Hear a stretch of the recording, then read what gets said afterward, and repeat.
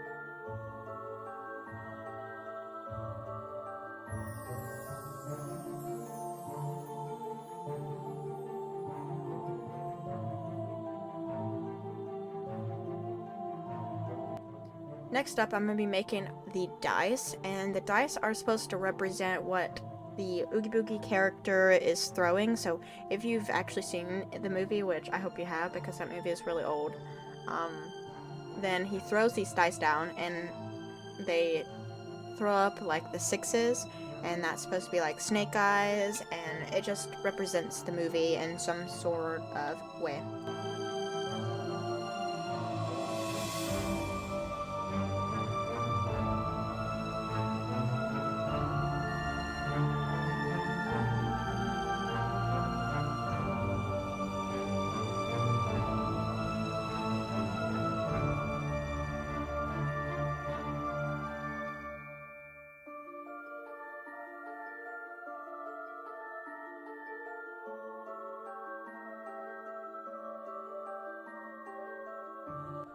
Next up is the Oogie Boogie Man himself, and I do mess up and I go back and like take off the top of his eyes and his eyebrows because I don't like the way that they looked.